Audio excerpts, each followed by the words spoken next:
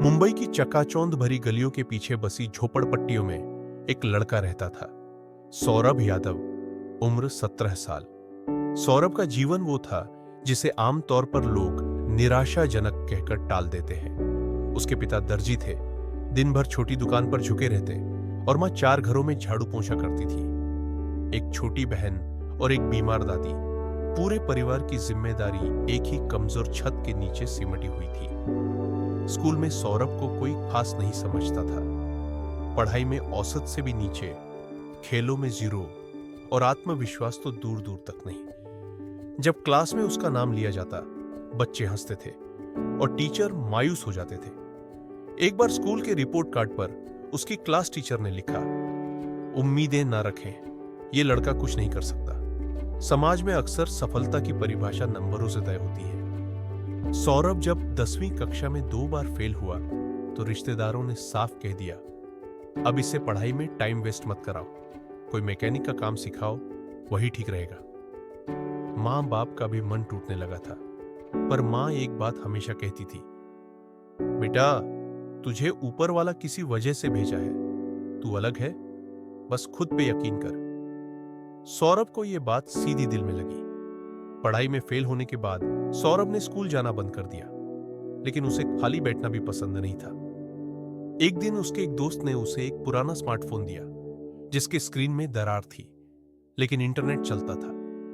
उसी फोन से सौरभ ने यूट्यूब पर एक वीडियो देखा, how to build a mobile app without a computer. उस दिन पहली बार उसे एहसास हुआ कि कुछ भी सीखना अब किसी क्लासरूम पर निर्भर नहीं रहा।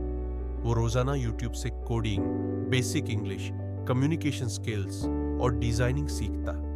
वह खुद ही अपना टीचर बना। दिन में मां के साथ घर के काम करता और रात में देर तक अपने फटे पुराने फोन पर सपनों की नींव रखता। अब उसने तय कर लिया था, वो एक ऐसा ऐप बनाएगा जो गरीब बच्चों को घर बैठे फ्री एजुकेशन दे सके। नाम रखा शिक्षा साथी। कई रातें नींद के बिना बीती। कोडिंग में बार बार एरर आता, ऐप क्रैश हो जाती, फोन हैंग हो जाता, लेकिन हर बार वह हार मानने की बजाय सीखता रहा। घर वालों को उसकी मेहनत समझ नहीं आती थी, पर मां हर रात उसके लिए एक कप चाय जरूर बना देती थी। आखिरकार 9 महीने की मेहनत के बाद शिक्षा साथी ऐप प्ले स्टोर पर लाइव हुआ। उसने उम्मीद की थी कि पहले हफ्ते में हजारों डाउनलोड होंगे, लेकिन पहले 7 दिनों में सिर्फ 23 डाउनलोड हुए, और उनमें से 10 तो उसके खुद के रिश्तेदारों के थे। लोग मजाक उड़ाने लगे, तू तो जकरबर्ग बनने चला था ना, ऐप बनाकर क्या करेगा, खाना तो बाप के पैसों से ही खाना है। लेकिन सौरभ चुप रहा। उसने ऐप को लगातार अपडेट किया, नए वीडियो डाले, टेस्ट जोड़े और एक लोकल एनजीओ से संपर्क किया। एनजीओ ने उसकी ऐप की उपयोगिता को समझा और 300 बच्चों के साथ उसका पायलट प्रोग्राम शुरू किया। बच्चों के रिजल्ट में सुधार हुआ, टीचर्स ने सराहा और लोकल अखबार में एक हेडलाइन छपी, झुग्गी से निकला डिजिटल गुरु, शिक्षा को हर हाथ में पहुंचा रहा है सौरभ। बस फिर क्या था, मुंबई म्युनिसिपल स्कूल्स, कुछ सीएसआर कंपनियां और एक स्टार्टअप फंड ने सौरभ से संपर्क किया। अब शिक्षा साथी के 50,000 से ज्यादा डाउनलोड हो चुके थे। 2024 में सौरभ को युवा डिजिटल इनोवेटर अवार्ड से सम्मानित किया गया। एनडीटीवी और एबीपी न्यूज पर उसकी कहानी दिखाई गई। एक इंटरव्यू में जब पूछा गया, क्या आपने कभी सोचा था आप इतना आगे बढ़ेंगे? सौरभ ने कहा, मैंने बस इतना सोचा था कि अपनी हालत बदलनी है, बस हर दिन कुछ नया सीखने की ठान ली थी। दुनिया क्या सोचती है, वो मैंने सोचना ही छोड़ दिया था। वो ही पड़ोसी जो कभी ताना मारते थे, अब अपने बच्चों को सौरभ से मिलवाने लाते थे। रिश्तेदार जो उसे नाकारा कहते थे, अब कहते, हमारा भांजा इंजीनियर है, खुद ऐप बनाया है। मां की आंखों में सुकून था और पिताजी पहली बार दुकान से जल्दी लौटे थे, सिर्फ ये कहने के लिए, आज मेरा बेटा बड़ा आदमी बन गया है।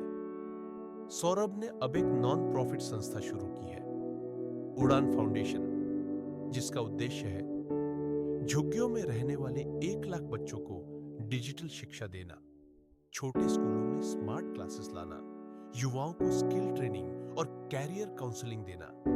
आज उसके साथ 25 लोग काम कर रहे हैं और भारत के 6 राज्यों में 100 से अधिक गांवों में उसकी संस्था काम कर रही है। अगर तुम्हें नकारा गया है तो समझो तुम्हारे पास कुछ खास है। हकीकत यही है कि कोई भी हालत स्थायी नहीं होती, पर आत्मविश्वास और मेहनत अगर निरंतर हो तो हर नकारे गए लड़के की कहानी इतिहास बन सकती है। आखिरी में सौरभ एक स्टेज पर खड़ा था, टेडेक्स की लाल कालीन पर। उसके शब्द थे, मैं नाकारा नहीं था, बस मुझे वक्त लगा खुद को समझने में। दुनिया तब तक नहीं मानती जब तक आप उन्हें मजबूर ना कर दें मानने के लिए। अगर आपके पास सपना है और सीखने की जिद है तो कोई ताकत आपको रोक नहीं सकती। अब आपकी बारी है। हो सकता है आप भी सौरभ की तरह कहीं कोने में बैठकर सोच रहे हो, क्या मैं कुछ कर सकता हूं? उत्तर है हां, बिल्कुल। क्योंकि जिसे सबने नकारा वही इतिहास रचता है, जब वह खुद पर यकीन करना सीख जाता है। इस कहानी को देखने के लिए दिल से धन्यवाद। उम्मीद है सौरभ की तरह आपने भी कुछ महसूस किया होगा। ऐसी और भी प्रेरणादायक कहानियों के लिए चैनल को सब्सक्राइब करें। वीडियो अच्छा लगा हो तो लाइक करें, शेयर करें और कमेंट में अपनी राय जरूर दें। आपका साथ ही हमारी सबसे बड़ी ताकत है। फिर मिलेंगे एक और कहानी के साथ। जय हिंद।